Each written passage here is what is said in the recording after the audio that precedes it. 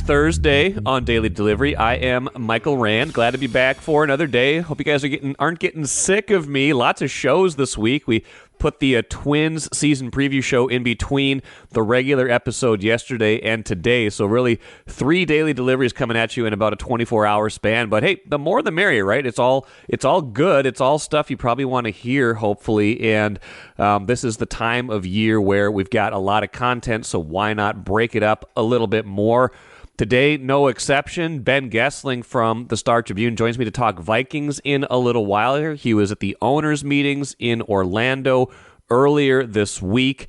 Got some really good insights down there on how the Vikings will go about trying to identify the quarterback they want, going beyond just these pro days, and today is Drake May's pro day, going beyond just kind of like the scripted throws that these guys will make at their pro days, and really getting to know these guys as they try to sort out, okay, how far up do they want to try to move in the draft? How far up do they need to go? Who are they really targeting to take over for the departed Kirk Cousins? So Ben and I will talk about that in addition to a few other things here in just a few minutes. Back half of the show, like I said, lots to get to. Some Gophers men's basketball transfer portal stuff. Got to get to a little Gophers men's hockey with that NCAA tournament play beginning today as they try to win 2 games and get to Xcel Energy Center for the Frozen Four. First, though, what did I miss? Got to start with the Timberwolves, then the Twins. Kind of intertwined thoughts to a certain degree. Wolves beat the Pistons last night, 106-91. A little bit of a paint-by-numbers victory. Certainly wasn't the prettiest game, but what I appreciate about it is 2 things. One, it was a professional effort. It was a professional effort from a team that last year, like we've talked about numerous times, struggled against the really bad teams in the NBA. The Pistons are certainly one of the really bad teams in the NBA. They've only won 12 games all season. The Wolves have been the Pistons before. They've been that team trying to get out of first gear, trying to get out of the basement of the league. The Wolves have been there, believe me. I've watched a lot of games where the Wolves were in that position, not the position they're in right now. You give a team like that a little bit of hope. Sometimes it can go sideways. Wolves were down 5 in the third quarter of Wednesday's game. I was watching that for a while. They were down 60-55. Even then, there was no doubt in my mind the Wolves were going to win that game, and they did relatively handily at the end. It was a professional effort led by veterans. Rudy Gobert and Kyle Anderson were singled out by head coach Chris Finch. Let's listen to a few of his comments after the game because they really mirrored what I thought of the approach and how the whole game went. You ask yourself sometimes, it's a pretty simple question, like, for who's this game more important? There's only one answer for that, So we needed it. It wasn't our best effort, but defense was strong when we needed it to be and found enough offense, so. And Detroit had some life there, especially coming out of the half. How much of a difference, at least on the offensive end, did Kyle Anderson make for you coming off the bench in that quarter? It was huge. I mean, just his scoring, being able to get to the heart of the defense, make the right play. I thought he was really, really good. J-Mac obviously good, hit some timely shots. Nikhil really good, but I thought in many ways the MVP of the game was Rudy. Rudy on the floor, they struggled to score. Rudy battling on the offensive glass. He kept a lot of things alive when we had nothing else going offensively. Kind of batted it out. We were able to hit a couple of threes off the back of that, and they were timely plays too. Kyle and Rudy for me were the keys to the game. Indeed, not their best game, right? Not the you're not going to frame that game and hang it up, but you needed to have that one. You needed to keep pace in the Western Conference. And oh, by the way, you got a lot of help. The Nuggets lost to the Suns.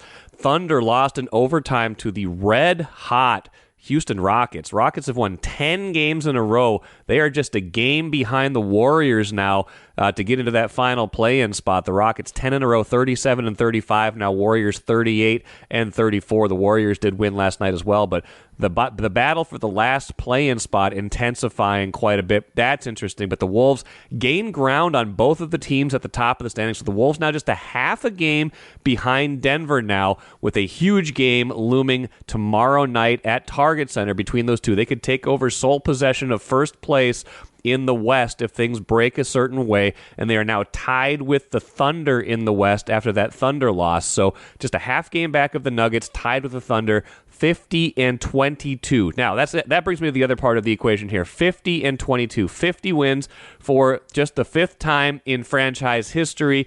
3 of those seasons ended with 50, 50, and 51 wins. So really, this is already the second best season in franchise history. If we just full stop right here, obviously the season's going to go on. Obviously they're going to win some more games. Don't know how many more, but they're going to get past 51. This is going to be at least the second best season in franchise history. What we don't know yet is whether they can approach and touch best season in franchise history status. That, of course, was 20 years ago. The only time they made a playoff run, the only time they even won a playoff series. They made it to the Western Conference Finals. You guys are all aware of that. The Kevin Garnett MVP year, Latrell Sprewell, Sam Cassell, good supporting cast. That is the mark they are shooting for, at least by comparison in franchise history. But this is already second best season in franchise history. Can they get that far this year? Can they win 58 games? That would mean going 8-2 down the stretch. That will be a tall task. They've got to play Denver twice. They've got to play Phoenix twice. I think they've got Houston somewhere in there. I think they got the Lakers again. How many more regular season games will they win? But like Chris Finch said, this was a must-win in this game to keep pace, to kind of get up there in the seedings, to make sure you're staying competitive. And as it turned out, they gained ground on the two teams they are battling in the Western Conference. So this is a team, a franchise that has seen way more bad seasons than good. They had that good stretch. I mean, I think we overlooked that a little bit. We've kind of focused in on that year 20 years ago. But, they had a really good run of at least above average competent play, starting with the 99-2000 season, 50 wins, 47 the year after that, 50 the year after that, 51 the year after that, then the 58-win season. Then they haven't been as good as that until now, 50-22 right now, still 10 games left in this season. If they can close this out strong, again, this is at least the second best year. Can it be the best? Can it approach the best? That would mean a playoff run.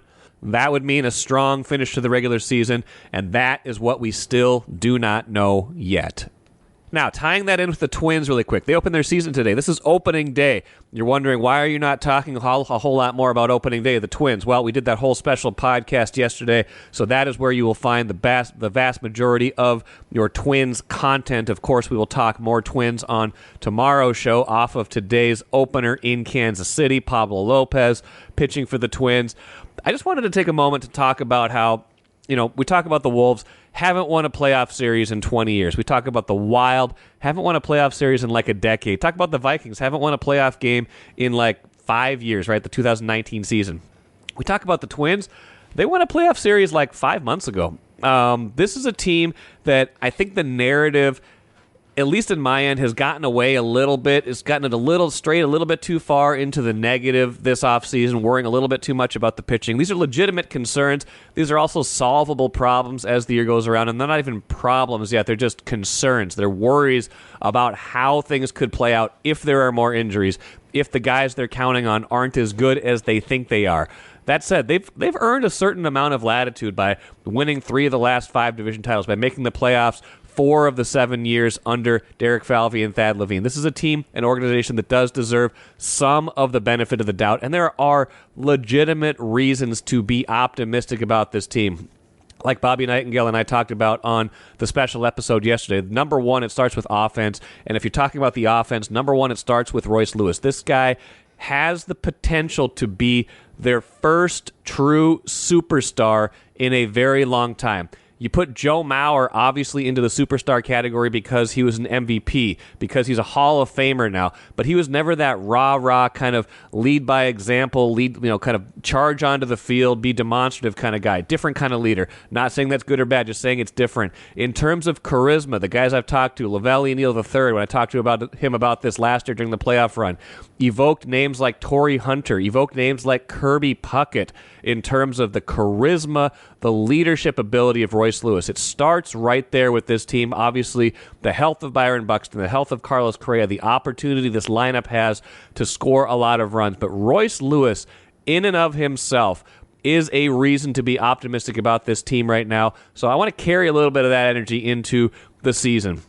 I know there's concerns. I've talked a lot about those concerns. Right now, I'm going to leave all those concerns behind and just try to watch this team with a fresh set of eyes and see if they can build off of last year's playoff streak ending, playoff series winning result. MGM Wine and Spirits is the choice for savings, service, and a great selection of spirits, premixed cocktails, wines, and of course, ice-cold beers and hard seltzers. With over 30 locations throughout the Twin Cities and beyond, there's an MGM near you. Head to MGMWineandSpirits.com to find a convenient location in your area. Get social. Follow MGM on Facebook and Instagram for all the latest news and trends. Make great moments with MGM Wine and Spirits, your locally owned and operated choice for over 50 years. Save time, save money. Shop MGM.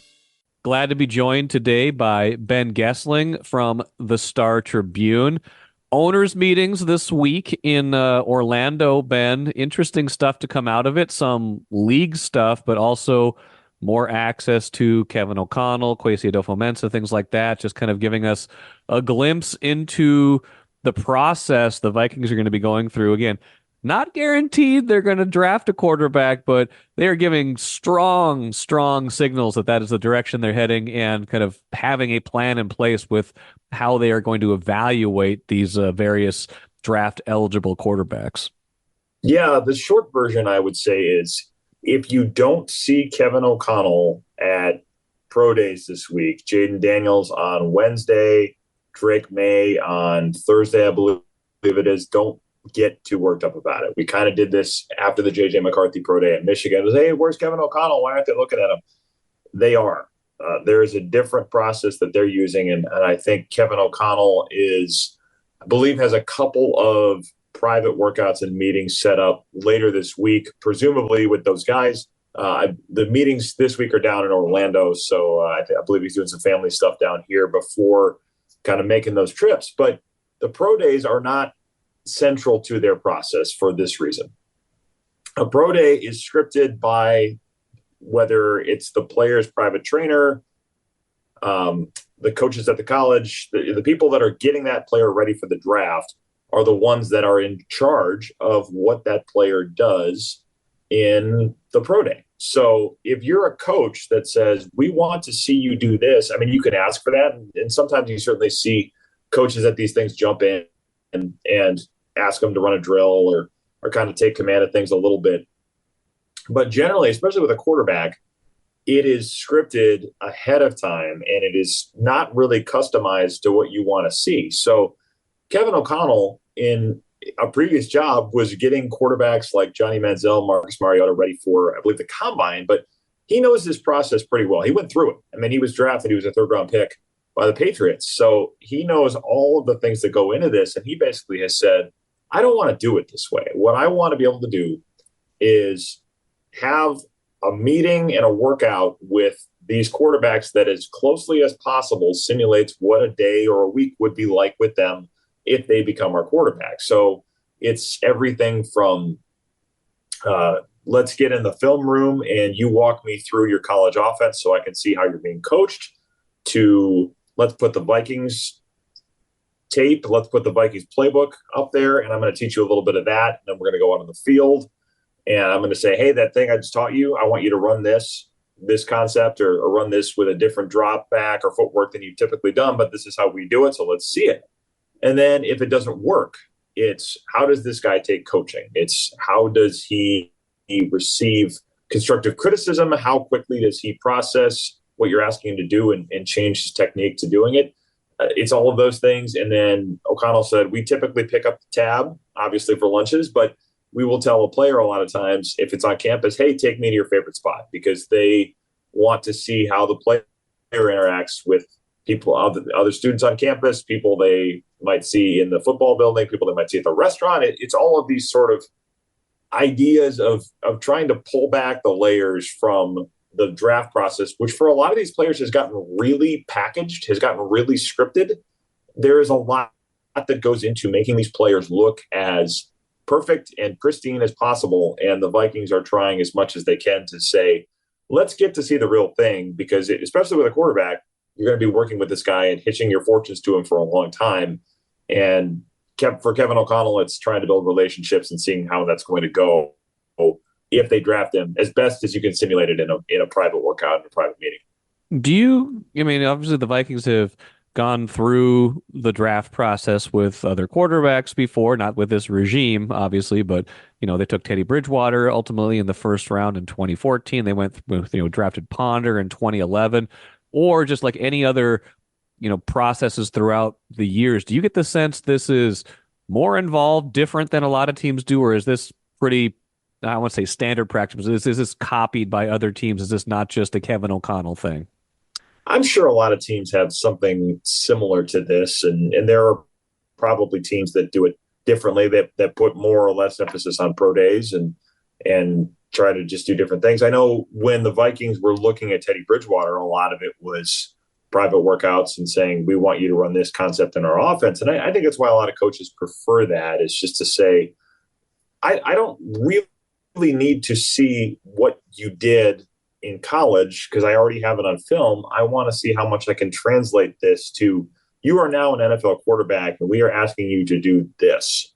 We are asking you to read things differently or drop back differently or drop back at all. I mean, there's so many college quarterbacks that don't get asked to do that anymore. Right. And the Vikings obviously are going to make their quarterbacks do that. So I think for a lot of coaches, I'm sure a lot of teams have a similar process to this, but it was interesting to hear his. I think a lot of the let's see how you fit in our culture stuff may be unique to Kevin O'Connell. It's certainly something he's emphasized a lot over the years and probably has learned over the course of his time. I would bet Sean McVay has had a similar process to this. And, a lot of it probably gets passed down, especially when you go from place to place. But I think specifically for him, it's, I think, been born out of having been through this himself, having done this in a number of different places and being able to fine tune it a little more to what he wants to get out of those meetings.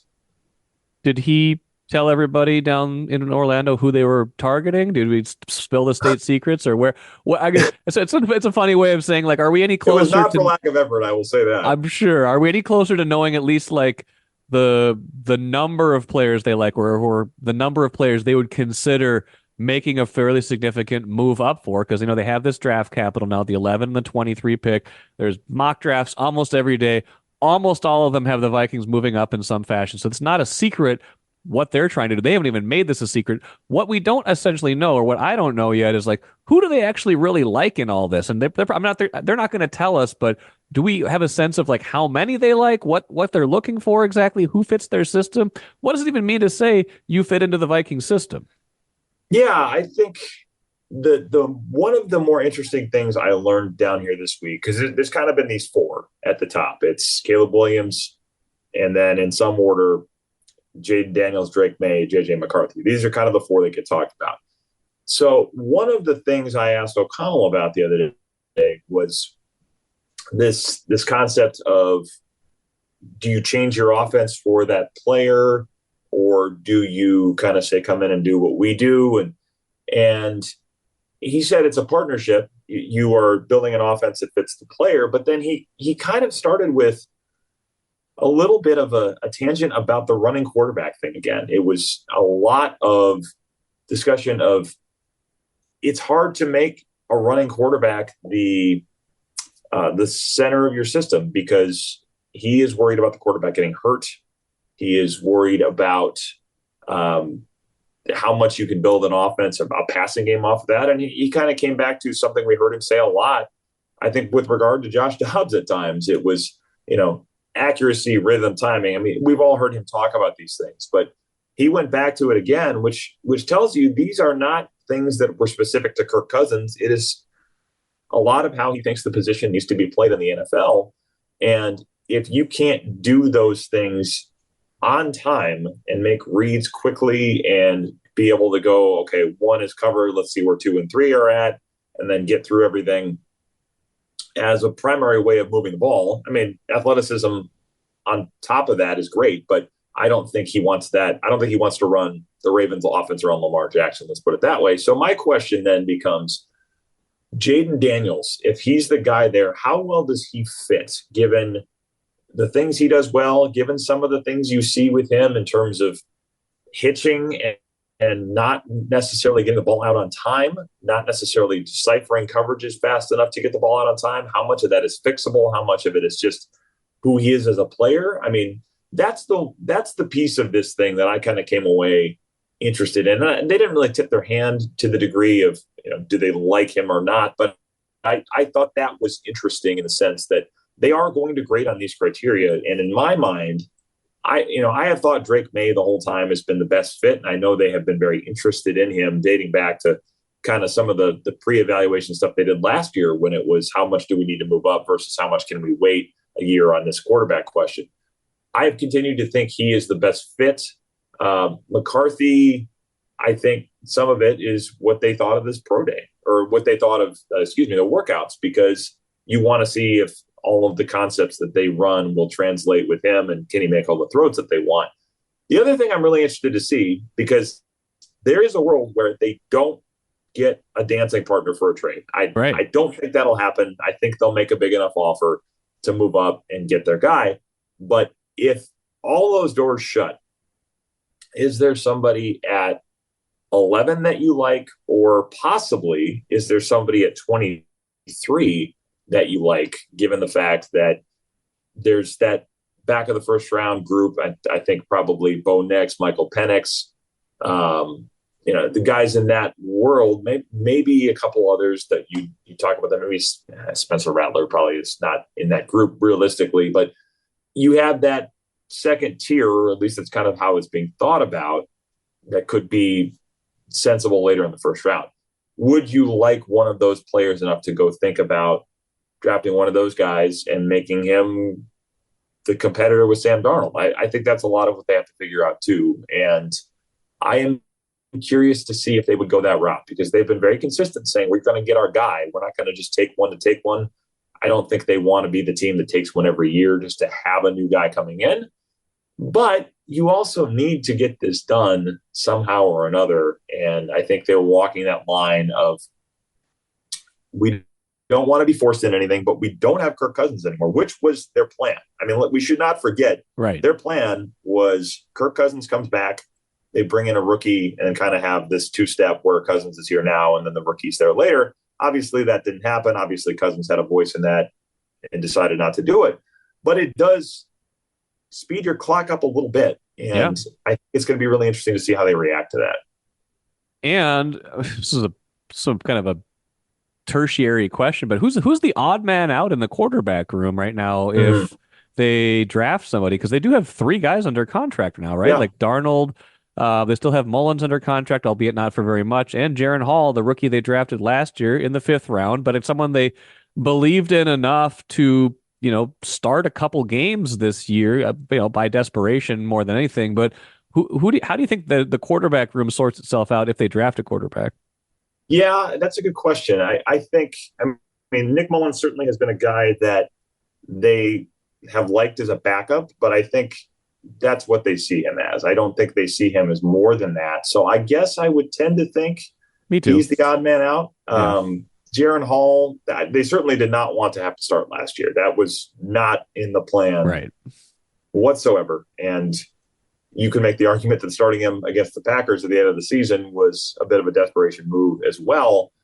I still think they see development potential with him. And this, one of the new rules that the league passed, I think this got passed, or at least it was being talked about pretty seriously, is a change that now allows you to have a third quarterback that's on your practice squad. You don't have to have that guy on the 53-man roster anymore to elevate him for game day to be the emergency quarterback. So my guess is that would allow them to put Jaron Hall on the practice squad. And if they drafted a rookie, Sam Darnold is there.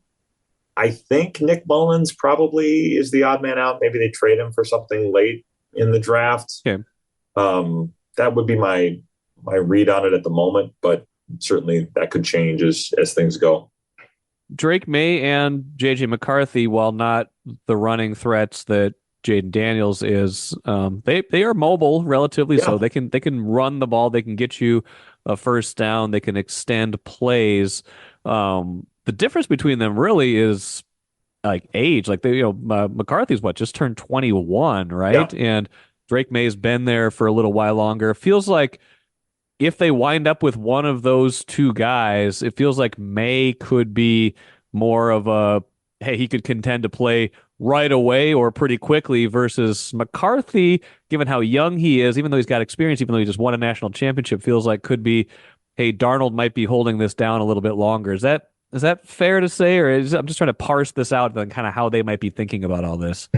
Yeah, I mean, I think in general, the plan would be to not have to start a rookie. And you don't want to go into it thinking that the rookie is your only option and has to be ready to go right away.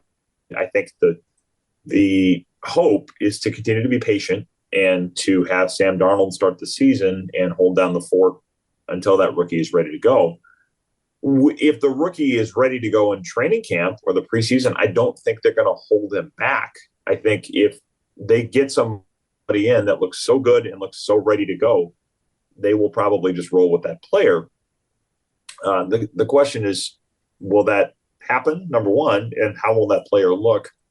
Number two, how's JJ looking? How's Drake looking? I mean, we can bring all the old Teddy tropes back. Yes. For this one. Yeah, I guess I would tend to think that May is probably a little more ready in the sense. I mean, he's young, but the arm to make the throws that they would want, I think, is certainly not a question with him. I mean, the thing you'd have to coach with him is he does take some chances with the ball, and you have to decide how much of that you want to keep and how much of that you want to refine.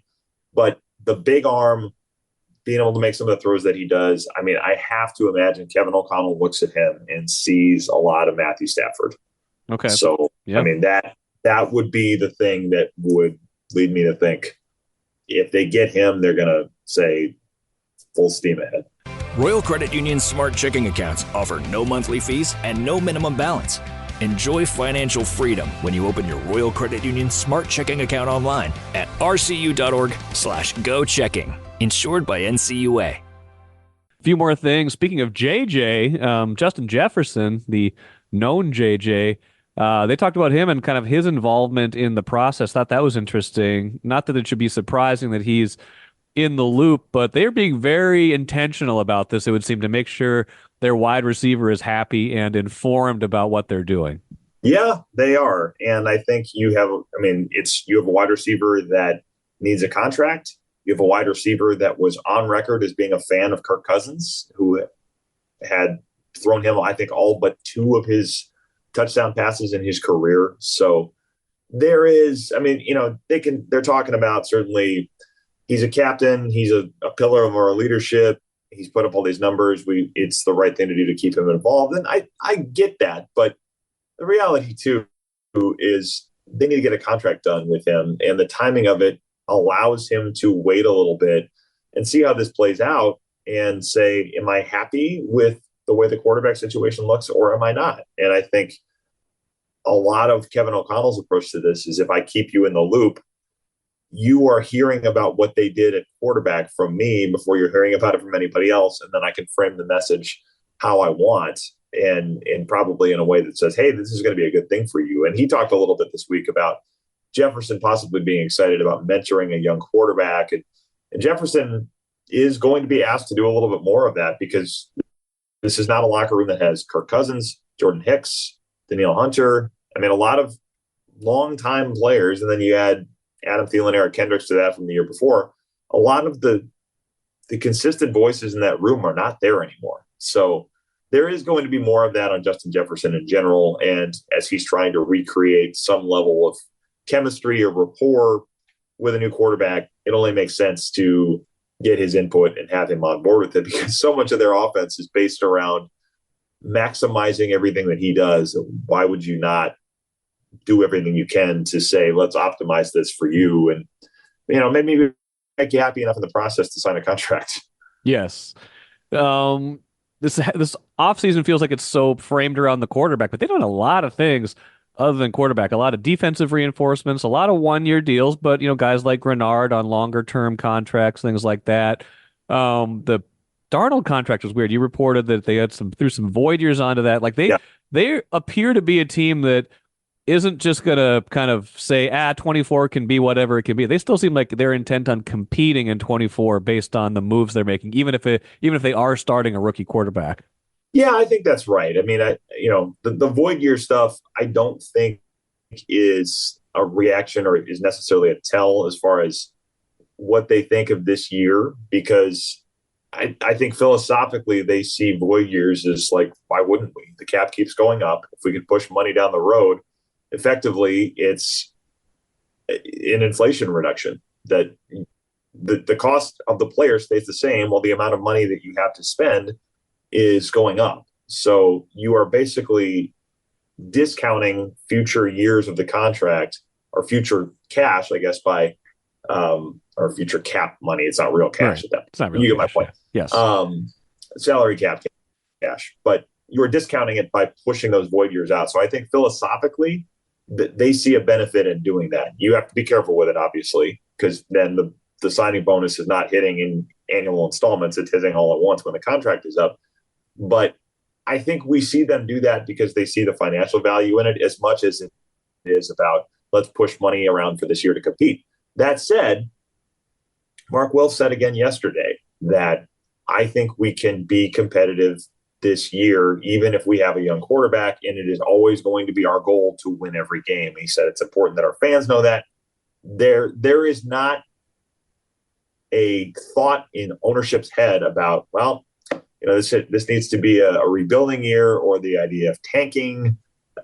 Not that you would be tanking if you get your quarterback, but this whole thing of it can't happen for us this year is not really how they go about it, because I think they fundamentally believe that fans want to come and watch a product that has a chance to win every week. So you can argue if that is counterproductive in the long term, if you're sort of, robbing Peter to pay Paul, so to speak. But that is how they think about it. And I think it does mean, especially with this group still having a lot of talent on offense, that they're not going to just kind of punt on the year and say, well, we got to worry about 2025. We'll go get them then. Final thing, Ben, from the meetings, a couple of rule changes, the kickoff change, the hip drop tackle. What do you make of that? Do the Vikings have any opinions on that? I saw Harrison Smith tweeted about the tackle rule, things like that. How do you think that plays out, just from a safety standpoint or from a strategy standpoint, I guess, too? Yeah, I mean, the hip drop tackle thing, Harrison Smith is not probably going to be a fan of that. I mean, we've had these conversations a lot over the years, and Harrison Smith is not a guy that's wanting to just go knock people's heads off and doesn't care what happens. It's more, and I've had some very thoughtful conversations with him about this over the years, and his thing is always, I want to adapt with the rules, but you are putting players in positions where what you're asking us to do to make a safe, legal tackle is so awkward or so divorced from reality in terms of the way players' bodies move on the field that it just doesn't work. And he wasn't a fan of this. I mean, he had a multi-level, I thought, kind of nuanced opinion of it on Twitter. It was basically, hey, I get it. The offensive stars are the ones that pay everybody's bills. Right. So it's good for the game if those players are on the field, but it makes it hard for us to do our jobs. I think Josh Metellus chimed in with something to that effect as well. And I see the point. I mean, it does make it hard for defensive players to do their jobs and be able to make tackles effectively and safely. But I get why the league does it. I think it was only a matter of time with some of the things that we saw last year with that particular tackle and play. The thing is, though, when you're emphasizing more of the rugby style tackling and saying let's not have the head involved, the constant don't do this, don't do this, don't do this means that players are constantly having to readjust what they've learned, either what they grew up learning, which in a lot of cases is not great technique, as we've seen, I think, with a Caleb Evans. He's had to relearn a lot of it, or they relearn things to adjust to last year's moving target. So it does make it very difficult in that sense. I'm interested to see how that plays out. Very interested to see how this kickoff thing goes, because it is going to look drastically different than anything you've seen in an NFL game. It's you have to watch the XFL to kind of get an idea of it, but it is going to be a complete revamping of that play. And the NFL's hope is that it leads to returns again. It's not just automatically the ball's being kicked out of the end zone as a touchback. They're hoping that kickoffs will be returned again. There will be safe collisions on the play as opposed to kind of what it's been in the past when the guy's running 30 yards downfield before there's a hit. And I think they feel like if you can do that again, it adds an element back to the game. I mean, Darren Rizzi, the Saints special teams coordinator, talked about this morning in the sense that Devin Hester is going to the Hall of Fame this year. It's appropriate that this gets changed in a year that we're recognizing one of the great return men in the history of the game. The Vikings have had a lot of good ones over the years too, whether it's Cordero Patterson, Percy Harvin, Marcus Sherrill's more on punts, but they've had a number of dynamic return men over the years too. And I think overall I like it because otherwise it was getting to be such a formality that the touchback was going to happen that I think it makes some sense to try this and see if it brings kickoff returns back to the game just for a strategic component of the in-game management, of roster building, because I think it's just going to change special teams a little bit. And it probably just adds a little more scoring to the game as well, which the NFL never minds doing. I mean, they basically said that out loud today, that touchbacks now move to the 30-yard line. They talked about going to the 35. Putting people closer to the end zone one way or the other is something the league is very interested in doing. And I think their hope is that in addition to being a safer play, and we'll see if that actually holds true, but they think it will, and their hope is that it juices scoring a little bit too. Well, we'll see how it all plays out. We'll see how the quarterback stuff plays out for the Vikings over the next month. Ben Goessling will have you covered. I hope you catch your breath a little bit, Ben. I'm sure there's that's about a month between now and the draft, so maybe you got a little bit of time. But catch your breath. You're done with the meetings for a while. Unless you can tag along with KOC, I think you can maybe kind of get ready for the draft, and we'll go from there. But appreciate you hopping on. Yeah, I got to fly out to Boston in a few weeks to go run a couple miles. But yeah, that's right. Be nice and easy. Good luck with that too. I'm sure we'll talk to you before then. But take care, and we'll talk to you soon. Sounds good, man. Thanks. Great stuff from Ben. Like I mentioned at the jump today, it is Drake May's pro day. Like Ben said at the beginning of our segment, though, don't pay too much attention to the pro days for some of these quarterbacks. They're scripted. It's not like the Vikings are going to make or break their decision on these guys based on that. They want to get to know these guys. They want to run them through their own drills, ask them what they would do in this scenario, that scenario. That said, Drake May is especially interesting. Andrew Kramer, our colleague who also covers the Vikings along with Ben, interesting piece today highlighting just how well new quarterbacks coach Josh McCown knows Drake May, has worked with Drake May going back to his high school days. If you want to connect some of the dots in terms of who the Vikings are looking at, and Ben already said on this segment, the Vikings have been interested in Drake May for a while, that is one more piece of it. So go read Andrew's story about that, because that sheds some pretty interesting light on just how connected Josh McCown already is to Drake May, the quarterback prospect out of North Carolina.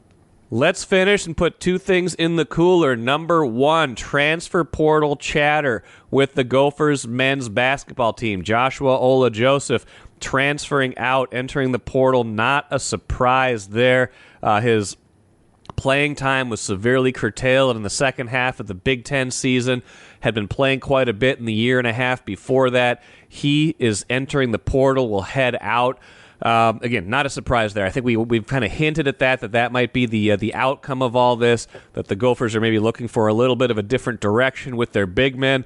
Lo and behold, former North Dakota State big man, Waseca native Andrew Morgan is going to visit the Gophers today. At least that's the plan. 6'10", 1 year of eligibility left. Maybe that is a better fit for Ben Johnson's Gophers next year. A little bit more size inside, the ability to guard and play against some of the bigger players in the Big Ten, when the Gophers just didn't really have much of an answer for that in a lot of games last year. So maybe that's a potential for a one-for-one swap, big for a big, and a different style of play. Gopher men's hockey, let's finish there. They play against Nebraska Omaha in Sioux Falls in the regional today. Win that game, then they're one game away from the Frozen Four in St. Paul. Huge game tonight. I believe that's a 7:30 start. Randy Johnson has you covered. Go back and listen to earlier this week. Randy and I talked quite a bit about college hockey, Gophers hockey. If you missed that show, maybe go check that out before tonight's game.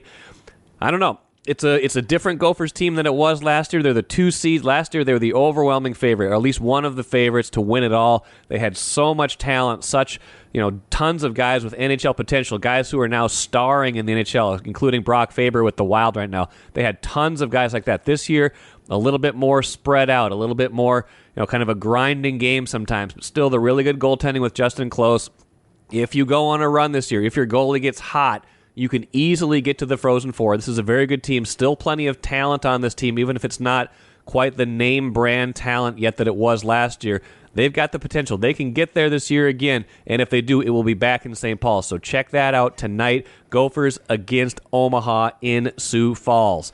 That will do it for me today. Like I said, lots to get to tomorrow. Going to talk high school sports and transfers with Star Tribune high school sports editor Kevin Bertles. We will also have plenty of talk on the Twins opener, Gophers men's hockey in the NCAA tournament, all that good stuff. Maybe some breathless reporting from Drake May's Pro Day.